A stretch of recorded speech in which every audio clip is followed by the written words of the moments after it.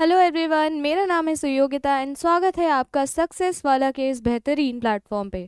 तो आज हम करने वाले हैं क्लास 10 सीबीएसई बोर्ड पीवाईक्यूज। ठीक है, बहुत ध्यान से सुनते रहना, आपको पता चलेगा कि कैसे बोर्ड में क्वेश्चंस आते हैं। हम करेंगे बायोलॉजी के पीवाईक्यूज। ठीक है, तो स्टार्ट करते हैं।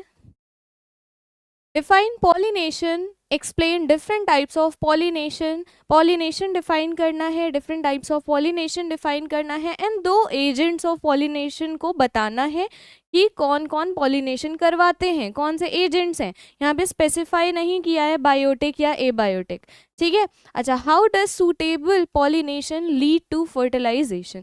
कैसे सूटेबल पॉलिनेशन से ही फर्टिलाइजेशन होता है। ठीक है, अब आंसर में आप क्या लिखोगे, देखो कैसे लिखोगे। पॉलिनेशन ट्रांसफर होता है। सबसे पहले पॉलिनेशन क्या होता है, पॉलन ग्रेन्स का transfer from stigma to from anther to stigma, from male anther to stigma, female stigma. ठीक है, दो मेन टाइप के पॉलिनेशन होते हैं, self pollination and cross pollination. जो सेल्फ पॉलिनेशन होता है इसमें पॉलन ट्रांसफर होता है विद इन सेम फ्लावर या फिर between flower of the same plant. ये एक प्लांट है, ये एक फ्लावर है, इसका ये एंथर, ये स्टिग्मा, इसी से विद इन सेम फ्लावर। ठीक है, between different flower of the same plant. ये एक ही प्लांट है, इसके डिफरेंट फ्लावर में भी पॉलिनेशन हो सकता है। ठीक है, ये सेल्फ पॉलिनेशन है, या एक ही फ्लावर के एंथर और स्टिग्मा में पॉलिनेशन हो सकता है, वो भी सेल्फ पॉलिनेशन है। अच्छा, क्रॉस पॉलिनेशन क्या होता है, pollination transferred between, pollination is transferred between flowers of different plants.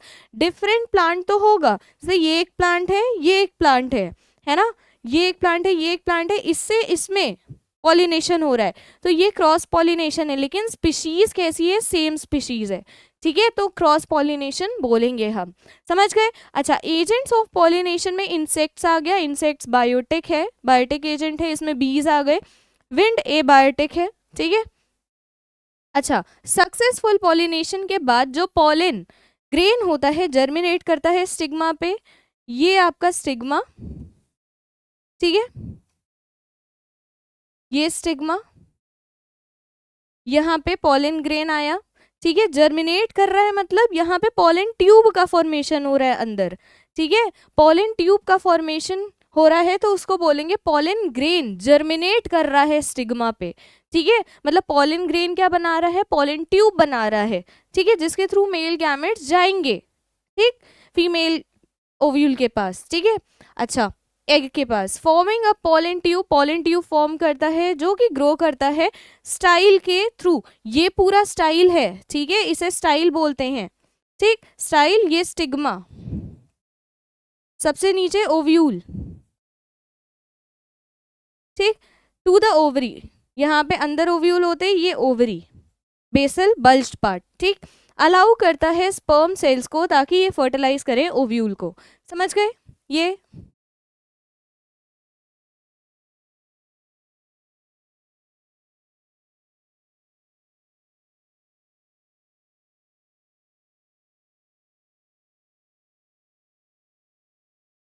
Next आते हैं, ये आपका हो गया। नेक्स्ट आते हैं, what is the role of the pancreas. Pancreas का क्या रोल है ह्यूमन डाइजेस्टिव सिस्टम में। सबसे पहले तो ह्यूमन डाइजेस्टिव सिस्टम देख लो।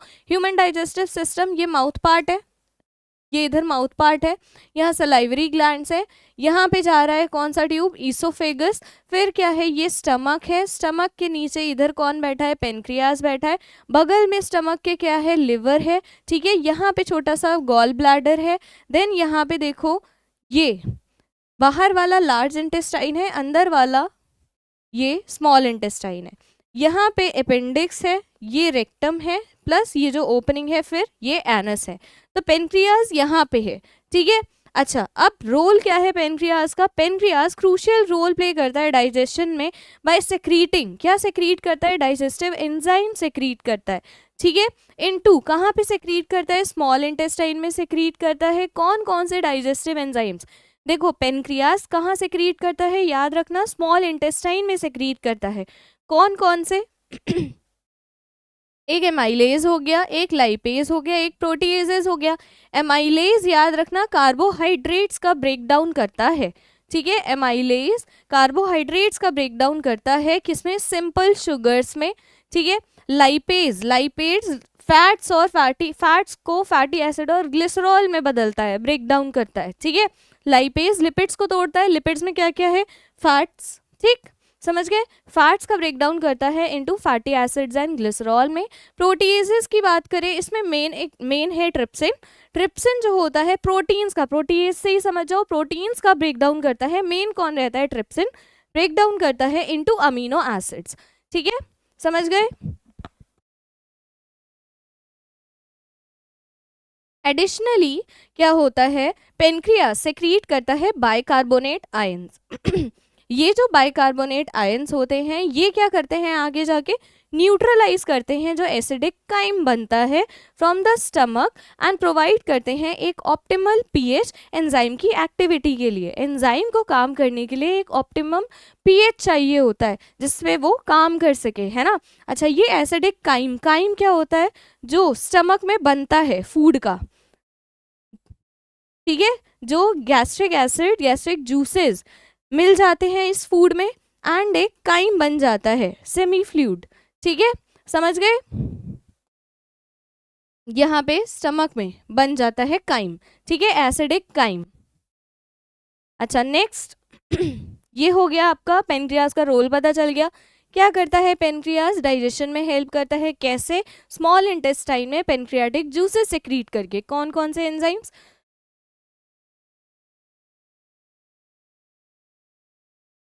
डाइजेस्टिव एंजाइम सेक्रीट करके, कौन कौन से, एमाइलेज, लाइपेज, प्रोटीएजेस, ठीक है। आगे बढ़ते हैं। अब ये हो गया आपका explain the process of transpiration in plants and its significance.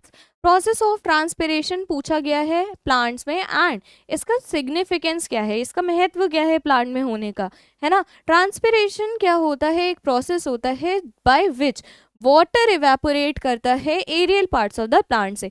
Aerial parts कौन से हैं, जैसे जो पार्ट हवा में है ना, ऊपर की तरफ है, ठीक। Aerial parts of the plant से वाटर इवेपोरेट होता है, ठीक है, वाटर इवेपोरेट होता है।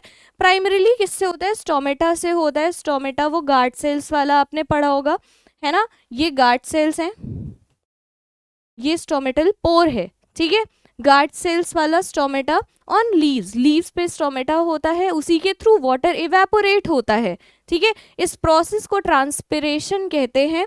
एंड नेक्स्ट देखो इसका सिग्निफिकेंस क्या है, न्यूट्रिएंट का ट्रांसपोर्ट करता है ये, देखो एक नेगेटिव प्रेशर क्रिएट करता है जिसकी वजह से वाटर पुल होता है एंड डिजॉल्व मिनरल्स रूट से लेके शूट में आते हैं, ठीक है, जो डिजॉल्व मिनरल्स होते हैं वो रूट से लेके शूट में आते हैं, समझ गए।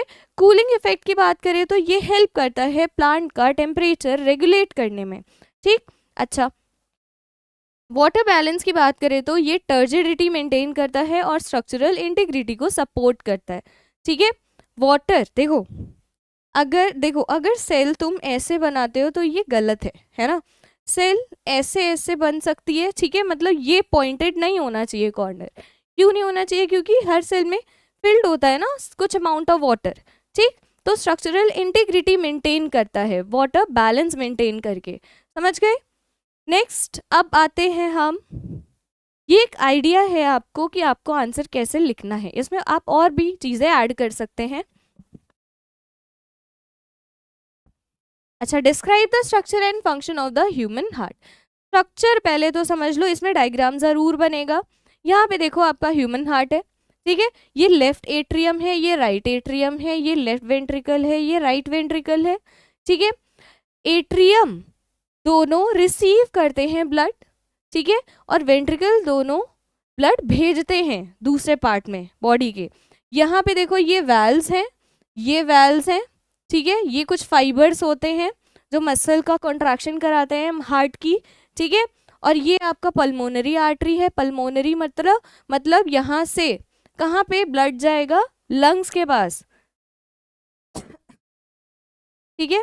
अच्छा नेक्स्ट देखो यहाँ पे, और यहाँ सेप्टम दिया है, एक वॉल है जो दोनों वेंट्रिकल को डिवाइड कर रही है। एंड ये वेना कावा है फ्रॉम लोअर बॉडी, ये वेना कावा है फ्रॉम अपर बॉडी, ये राइट एट्रियम है। अब देखो describe the structure and function of human heart. सबसे पहले ह्यूमन हार्ट एक मस्कुलर ऑर्गन है, याद रखना, ठीक है, ऑर्गन है, ठीक, मस्कुलर ऑर्गन है जिसमें 4 चैम्बर्स हैं, 2 एट्रिया हैं, 2 वेंट्रिकल हैं, 2 एट्रिया जो होते हैं अपर चैम्बर्स होते हैं जो ब्लड रिसीव करते हैं, ठीक है, 2 वेंट्रिकल जो होते हैं लोअर चैम्बर होते हैं जो ब्लड पंप आउट करते हैं, ठीक है। अच्छा, जो हार्ट होता है फंक्शन करता है डबल पंप की तरह, इसे डबल सर्कुलेशन भी बोल सकते हो, डबल सर्कुलेशन, डबल सर्कुलेशन भी बोल सकते हो। जो राइट साइड होता है ये पंप करता है क्या, कैसा ब्लड, डीऑक्सीजनेटेड ब्लड पंप करता है राइट साइड टू द, किसके पास, लंग्स के पास। किस लिए लंग्स के पास, ऑक्सीजनेशन के लिए।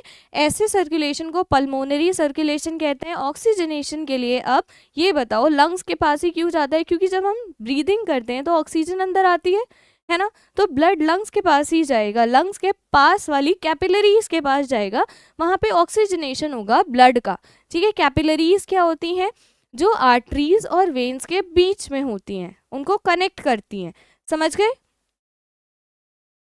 ब्रांच लेफ्ट साइड में क्या होता है, पंप करता है ऑक्सीजनेटेड ब्लड, याद रखना, राइट साइड पंप कर रहा है deoxygenated blood, left side pump कर रहा है oxygenated blood to rest of the body, पूरे बॉडी में, ठीक है। इसे सिस्टमिक सर्कुलेशन बोला जाता है।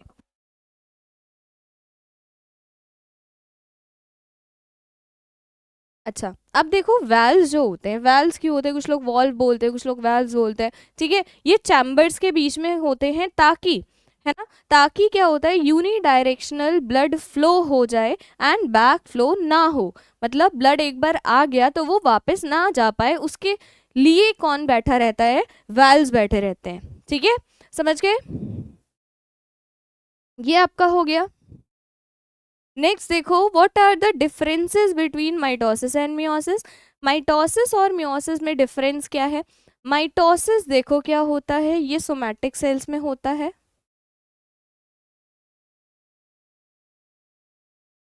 ठीक है, सोमैटिक सेल्स में होता है। अच्छा, इसमें एक सेल का डिवीजन होता है जिससे 2 आइडेंटिकल डिप्लॉयड डॉटर सेल्स बनती हैं। पर्पस क्या है, ग्रोथ एंड टिश्यू रिपेयर में हेल्प करता है, ग्रोथ करवाता है एंड टिश्यू का रिपेयर करवाता है, ठीक है। मियोसिस की बात करें तो ये जर्म सेल्स में होता है। देखो, somatic cells other than sex cells जितनी भी बॉडी में है, ठीक है, सेक्स सेल्स को छोड़ के जितनी भी सेल्स है बॉडी में वो सोमैटिक सेल्स कहलाती हैं।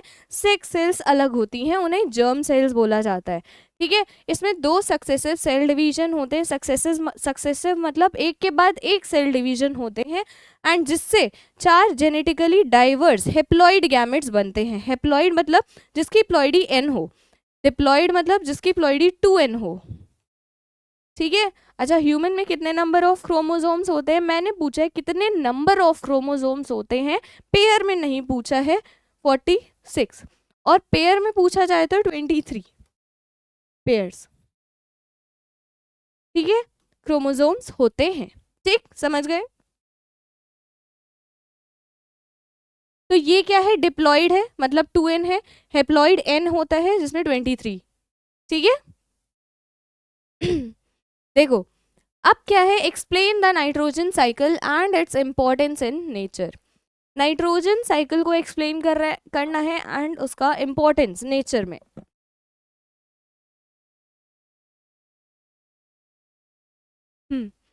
देखो, पहले तो डायग्राम देख लो, एटमॉस्फेरिक नाइट्रोजन आई, फिर नाइट्रोजन फिक्सेशन होगा, कौन फिक्स करेगा, नाइट्रोजन फिक्सिंग बैक्टीरिया, फिर क्या बना, NH4 पॉजिटिव बना, फिर नाइट्रीफाइंग बैक्टीरिया आए एंड फिर नाइट्रेट बना, ठीक है, नाइट्रेट बना, नाइट्रेट के बाद डीनाइट्रिफिकेशन होगा एंड डीनाइट्रिफिकेशन के बाद वापस से ये N2 बन जाएगा, ठीक है।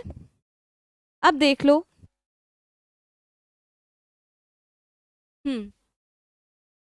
जो नाइट्रोजन साइकिल होती है उसमें कन्वर्जन होता है एटमॉस्फेरिक नाइट्रोजन का इनटू फॉर्म्स, इन ऐसे फॉर्म में कन्वर्जन होता है जो कि यूजेबल हो बाय लिविंग ऑर्गेनिज्म जिसे यूज कर पाए and back into the atmosphere, and जब यूज हो जाता है उसको कन्वर्ट करके वापस एटमॉस्फेयर में भेज दिया जाता है, ठीक है। प्रोसेस में कौन कौन चीज़ें आती हैं, नाइट्रोजन फिक्सेशन, नाइट्रोजन का फिक्सेशन होता है, मतलब एटमॉस्फेरिक नाइट्रोजन जो N2 है उसको अमोनिया में कन्वर्ट किया जाता है, किसके द्वारा? बैक्टीरिया या लाइटनिंग के द्वारा, ठीक है। Sorry hello. नाइट्रिफिकेशन की बात करें तो कन्वर्जन किया जाता है अमोनिया का into nitrates, NO2 positive, nitrites NO2 negative, and then nitrates में किया जाता है NO3 negative bye nitrifying bacteria, ठीक है।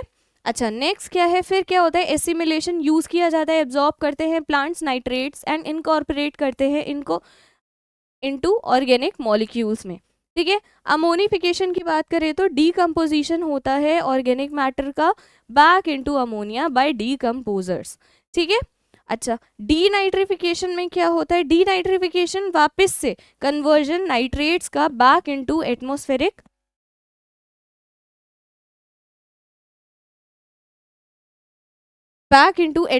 नाइट्रोजन बाय डीनाइट्रिफाइंग बैक्टीरिया, ठीक है।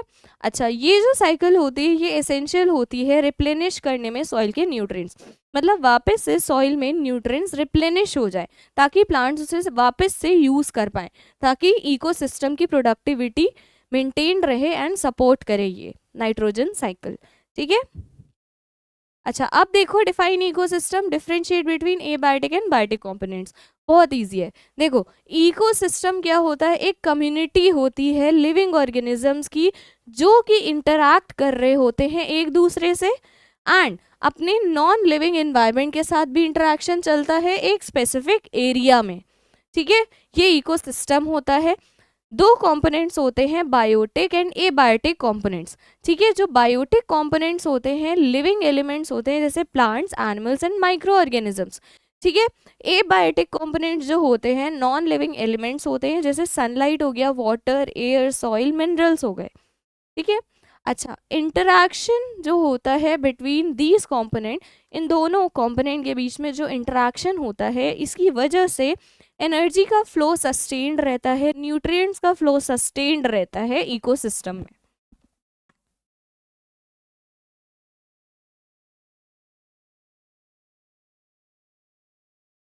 अच्छा अब आ जाओ आगे, why is DNA copying essential in, DNA का कॉपी होना एसेंशियल क्यों है रिप्रोडक्शन में? How does it lead to variation, variation कैसे होते हैं, है ना, और कॉपी होना एसेंशियल क्यों है रिप्रोडक्शन में डीएनए का? तो अब देखते हैं DNA कॉपिंग is essential for reproduction, DNA copying essential क्यों है रिप्रोडक्शन के लिए? क्योंकि ये इंश्योर करके रखता है कि जेनेटिक इंफॉर्मेशन पास हो एक जनरेशन से दूसरे जनरेशन में, ठीक है।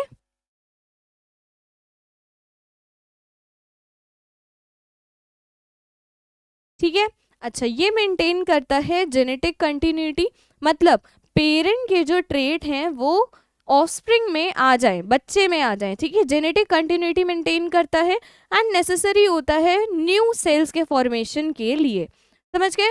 अच्छा नेक्स्ट देखो वेरिएशन किस वजह से आते हैं, कुछ रीजंस है जिसकी वजह से वेरिएशन आ सकते हैं।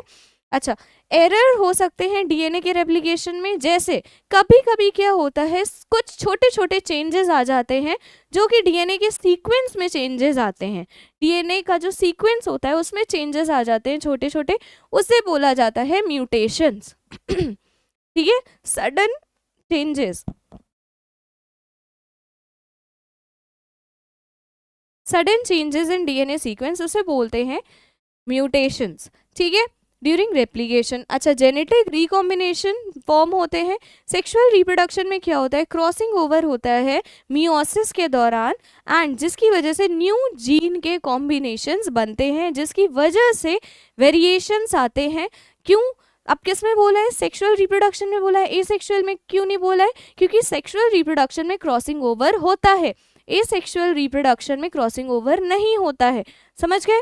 अच्छा इन्वायरमेंटल इन्फ्लुएंस की बात करें तो जो एक्सटर्नल फैक्टर्स होते हैं ये चेंजेस करवाते हैं जीन के एक्सप्रेशन में, एक्सटर्नल फैक्टर्स बाहर के फैक्टर्स रिस्पॉन्सिबल होते हैं जीन का एक्सप्रेशन चेंज करवाने के लिए, जिसकी वजह से वेरिएशंस आते हैं, एंड ये वेरिएशन किस में कंट्रीब्यूट करते हैं? इवोल्यूशन में कंट्रीब्यूट करते हैं बाय नेचुरल सिलेक्शन ठीक है, बाय नेचुरल सिलेक्शन।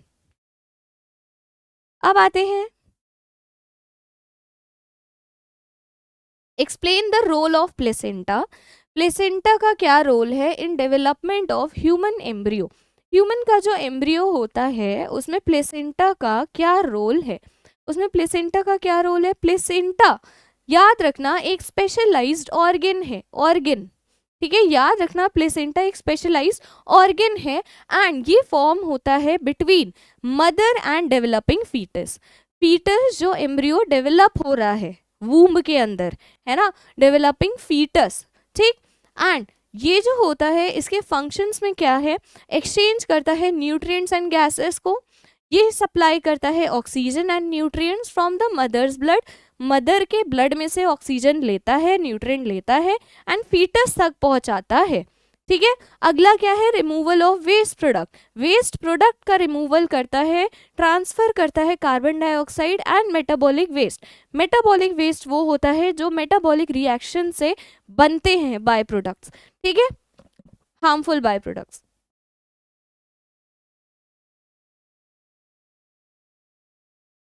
ठीक है। ट्रांसफर करता है carbon dioxide and metabolic waste from foetus, foetus से किस में भेजता है, मदर के ब्लड में भेजता है और फिर एक्सक्रीशन हो जाता है, ठीक है। हार्मोन सेक्रीशन की बात करें तो ये प्रोड्यूस करता है हार्मोन जैसे प्रोजेस्टेरॉन, एचसीजी। एचसीजी क्या है, ह्यूमन कोरियोनिक गोनाडोट्रोपिन, ठीक है, ये मेंटेन करते हैं प्रेगनेंसी। इन हार्मोन्स का सेक्रीशन करता है प्लेसेंटा। पूछा जाता है हार्मोन, कौन से हार्मोन का सेक्रीशन करता है प्लेसेंटा, याद रखना प्रोजेस्टेरॉन एंड एचसीजी, ठीक है। प्रोटेक्शन की बात करें तो ये एक्ट करता है एज अ बैरियर, बैरियर की तरह एक्ट करता है against harmful substances, harmful substances के अगेंस्ट बैरियर की तरह रोकने का काम करता है हार्मफुल सब्सटेंसेस को एंड इन्फेक्शंस को रोकने का काम करता है। Although some drugs and viruses can pass through, ठीक है। आगे बढ़ते हैं,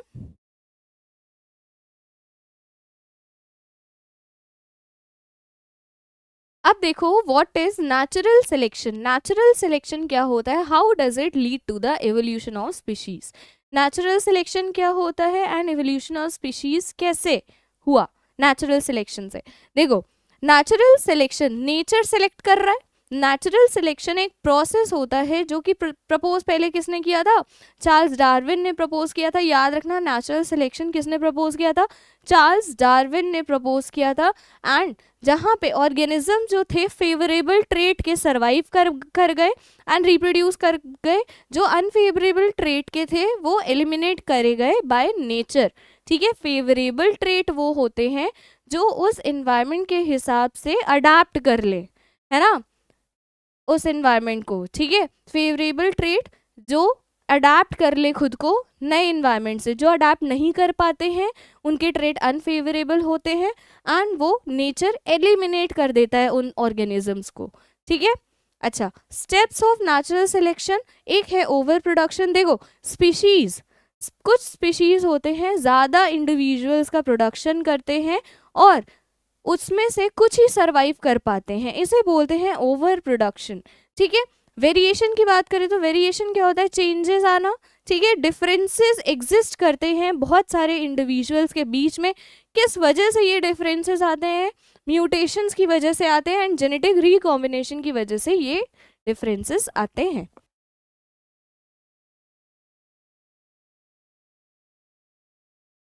अच्छा, कंपटीशन की बात करें तो ऑर्गेनिजम्स कंपीट करते हैं रिसोर्सेज के लिए।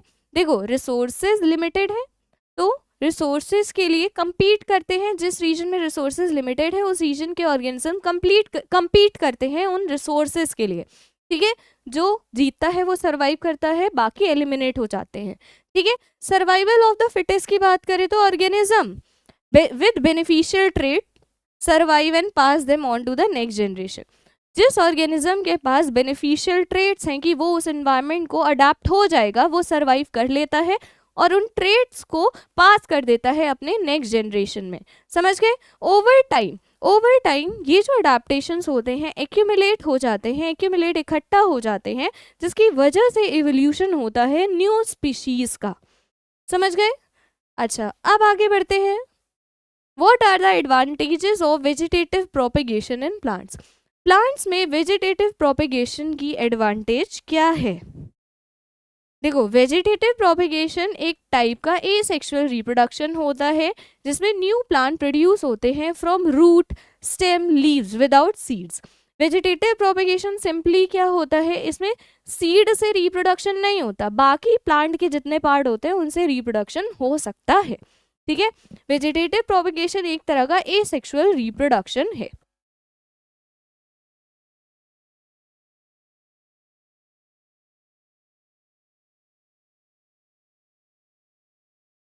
अब देखो एडवांटेजेस क्या हैं। फास्टर रिप्रोडक्शन कर सकते हैं हम, इससे प्लांट ग्रो करते हैं quickly as they bypass the seed stage. Seed stage पे नहीं जाते हैं लेकिन किसी और पार्ट से हम उनका रिप्रोडक्शन करा सकते हैं जिससे कि फास्टर रिप्रोडक्शन हो सकता है।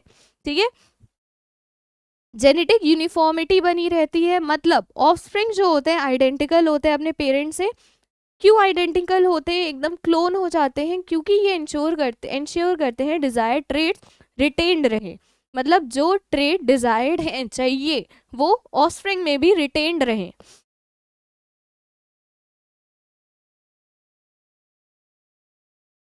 समझ गए? अच्छा, ये प्रोपेगेट कर can propagate seedless plant. Seedless plant को हम प्रोपेगेट कर सकते हैं वेजिटेटिव प्रोपेगेशन से, जैसे बनाना सीडलेस है ना। बनाना में क्या होता है, पार्थेनोकार्पी होता है। ठीक है, formation of fruit without fertilisation, क्यों, क्योंकि सीडलेस है। ठीक है, अच्छा, यूजफुल फॉर ग्रोइंग प्लांट जैसे कि बनाना हो गया, पोटैटोज हो गए, जो कि रिप्रोड्यूस नहीं करते वाइबल सीड से। समझ गए? अच्छा, देखो रेजिस्टेंस टू डिजीजेस।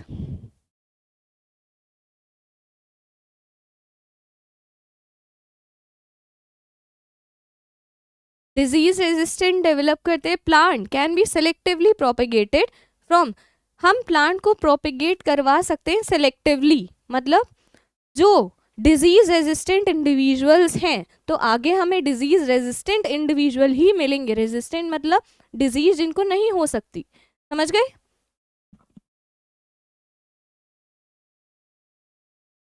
जो डिजीज को कोप अप कर सकते हैं। ठीक है, एग्जाम्पल पोटैटो हो गया, ट्यूबर से करा सकते हैं वेजिटेटिव रिप्रोडक्शन। रोज में कटिंग से करा सकते हैं। ब्रायोफिल्म जो होता है इसमें लीफ बड से वेजिटेटिव प्रोपेगेशन हो सकता है। ठीक है, आगे आ जाओ। How do guard cells regulate the opening and closing of stomata.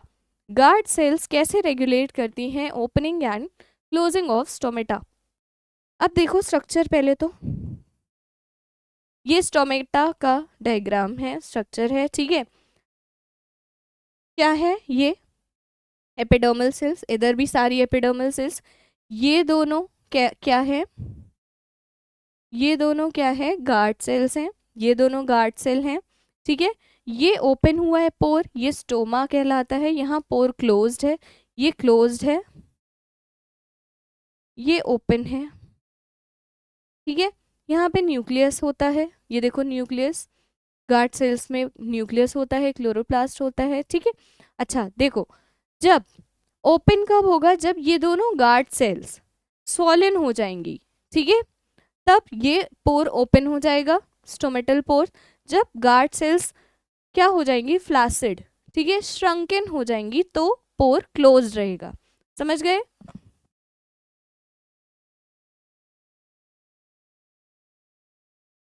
अब आंसर देख लो कैसे लिखना है।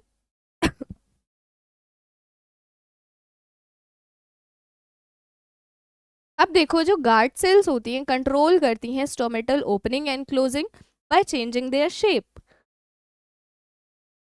अपना शेप चेंज करके ओपनिंग और क्लोजिंग करवाती हैं।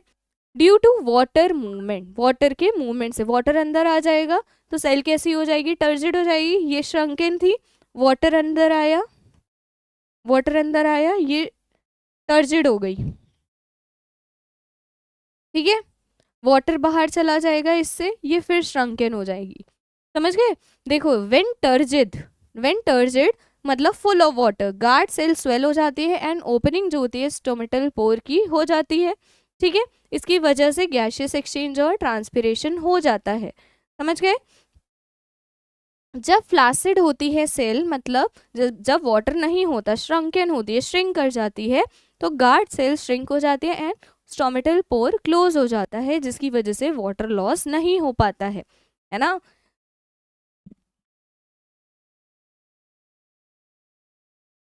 समझ गए? अच्छा, स्टोमेटा हेल्प करता है फोटोसिंथेसिस में, रेस्पिरेशन में, ट्रांसपिरेशन में इन प्लांट्स। समझ गए?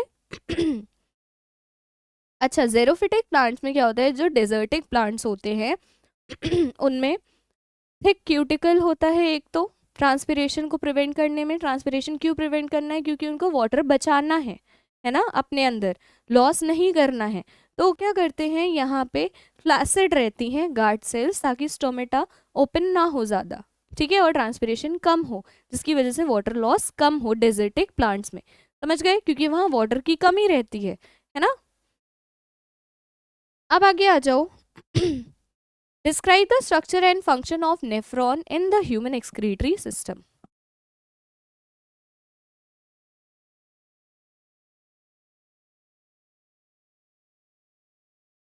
Describe the structure and function of nephron in the human excretory system. Human के excretory system में क्या आता है? किडनी आती है, नेफ्रॉन आता है ना। देखो, नेफ्रॉन क्या होता है? एक फंक्शनल यूनिट होता है किडनी की, जो कि रिस्पॉन्सिबल होता है यूरिन के फॉर्मेशन के लिए। यूरिन का फॉर्मेशन करवाता है नेफ्रॉन, है ना। बहुत सारे नेफ्रॉन्स होते हैं, दो तरह के होते हैं। ये किसका किसका बना होता है? बोमेंस कैप्सूल का बना होता है और ग्लोमेरुलस का बना होता है, दोनों को। यहाँ देखो, ये देखो, ये बोमेंस कैप्सूल है, ठीक है, ये ग्लोमेरुलस है, यहाँ कैपिलरीज रहती है बहुत सारी, ठीक। ये पूरा एक नेफ्रॉन दिया है, ये वेन है, यहाँ पे लूप ऑफ हेनले है, यहाँ पे पीसीटी डीसीटी जाता है, ये कलेक्टिंग डक्ट है, ठीक है। अब देखो, बोमेंस कैप्सूल जो होता है एंड ग्लोमेरुलस फिल्टर करते हैं ब्लड को, ताकि वेस्ट को रिमूव कर दे ब्लड से, ठीक है। फिर जो फिल्ट्रेट बचता है उसको आगे पास किया जाता है पीसीटी के पास, प्रॉक्सिमल कॉन्वोल्यूटेड टिब्यूल के पास, एंड ये रीएब्जॉर्ब करता है न्यूट्रिएंट्स और वाटर को, ठीक है। फिर क्या होता है आगे, किसके पास जाता है? लूप ऑफ हेनले में जाता है, ये वाटर एंड सॉल्ट बैलेंस को मेंटेन करता है। फिर किसके पास? डीसीटी और कलेक्टिंग टिब्यूल। डीसीटी क्या है? Distal convoluted tubule.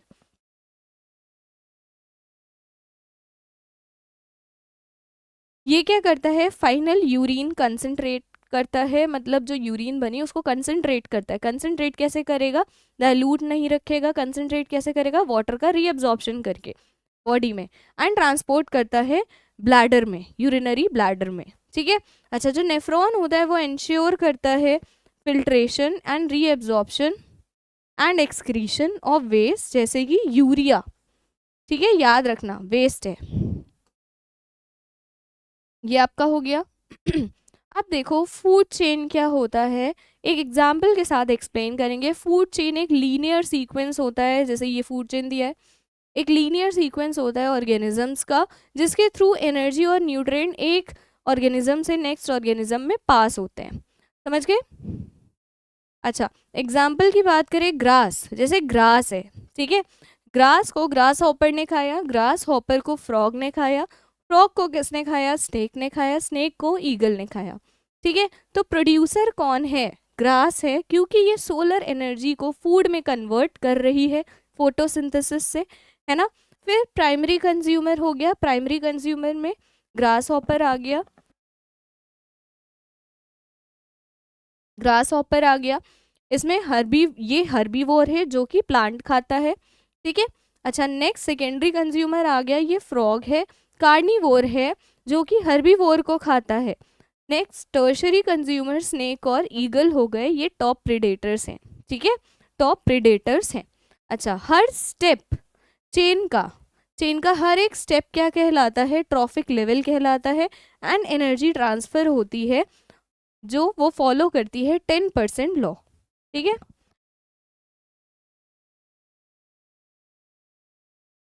10% law follow करती है। जो 10% लॉ होता है वो क्या कहता है? सिर्फ 10% लॉ, सिर्फ 10% एनर्जी ही पास होती है एक ट्रॉफिक लेवल से नेक्स्ट ट्रॉफिक लेवल में, बाकी यूज हो जाती है, ठीक है। सिर्फ 10% एनर्जी पास होती है नेक्स्ट लेवल में। समझ गए? नेक्स्ट आते हैं explain Mendel's law of segregation with an example. Mendel's law of segregation explain करना है विद एन एग्जाम्पल। सेग्रीगेशन मतलब सेपरेशन, है ना, सेपरेशन। देखो, Mendel's law of segregation state करता है कि हर ऑर्गेनिज्म 2 अलील कैरी करता है एक ट्रेट के लिए, एंड ये अलील सेपरेट हो जाते हैं ड्यूरिंग गैमेट फॉर्मेशन। ठीक है, जब गैमेट फॉर्मेशन होता है तो एक ट्रेट के 2 अलील सेपरेट हो जाते हैं। ठीक है, अच्छा जैसे ये कैपिटल टी स्मॉल टी, ये हाइट ट्रेट लिया है हमने। ट्रेट मतलब कैरेक्टर, पी प्लांट का हाइट ट्रेट लिया है, parent genotype.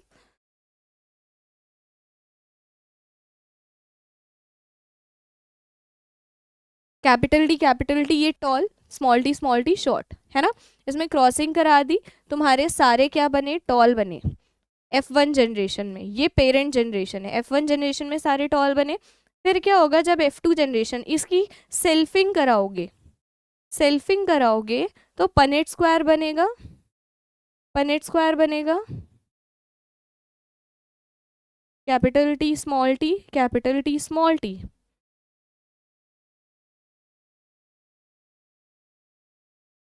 Capital T capital T capital T small T, capital T small T small T small T. तो देखो ये पूरा 100% होता है, इसमें से 25% कैपिटल टी 25%, है ना। कैपिटल टी स्मॉल टी कितना परसेंट, 50% बना। फिर स्मॉल टी 25%। समझ गए। तो ये एक्सप्लेन करता है कि क्यों ट्रेट रीअपियर हो जाते हैं बाद की जनरेशन में। ये कौन सी, सॉरी, ये कौन सी जनरेशन बनाई हमने, F2 जनरेशन बनाई। ठीक है,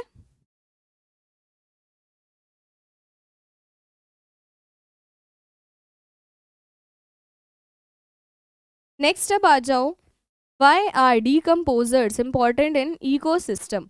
डीकम्पोजर्स जो होते हैं इंपॉर्टेंट क्यों है इकोसिस्टम के लिए। डीकम्पोजर जैसे बैक्टीरिया हो गया, फंजाई हो गया, ब्रेक डाउन करते हैं डेड ऑर्गेनिक मैटर को सिंपलर सब्सटेंसेस में। एंड इनका इंपॉर्टेंस क्या होता है, न्यूट्रिएंट्स का रिसाइकल करते हैं, मतलब कन्वर्ट करते हैं डेड मैटर को इनटू यूजेबल न्यूट्रिएंट्स में बाय प्लांट्स। ठीक है, मेंटेन करते हैं इकोसिस्टम का बैलेंस, मतलब एक्यूमुलेशन को प्रिवेंट करते हैं, मतलब डेड ऑर्गेनिज्म एक जगह इकट्ठा ना हो जाए, है ना, तो उसका प्रिवेंशन करते हैं और इकोसिस्टम का बैलेंस मेंटेन करते हैं। हेल्प करते हैं सॉइल की फर्टिलिटी बढ़ाने में, नाइट्रोजन रिलीज करते हैं, फॉस्फोरस रिलीज करते हैं और दूसरे मिनरल्स रिलीज करते हैं इनटू सॉइल। अच्छा, विदाउट डीकम्पोजर्स की बात करें तो न्यूट्रिएंट साइकिल जो होता है वो डिसरप्टेड हो जाएगा विदाउट डीकम्पोजर्स। ठीक है, न्यूट्रिएंट साइकिल जो होता है डिसरप्ट हो जाएगा विदाउट डीकम्पोजर्स। ठीक है, ये हमारा लास्ट क्वेश्चन था। आई होप कि आपको PYQ समझ आए होंगे कि कैसे क्वेश्चंस बोर्ड में बनते हैं। कोई डाउट हो इसमें से तो आप पूछ लीजिएगा कमेंट सेक्शन में। लेक्चर कैसा लगा बताइएगा कमेंट सेक्शन में। कोई भी डाउट हो आप कमेंट सेक्शन में पूछ सकते हैं, हमारे टेलीग्राम चैनल पे पूछ सकते हैं। हमारा टेलीग्राम चैनल आपको वीडियो के डिस्क्रिप्शन में मिल जाएगा। ठीक है, चलो एंड करते हैं। अच्छा लगा लाइक करना, सब्सक्राइब करना एंड कमेंट करके जाना कैसा लगा। Thanks for watching.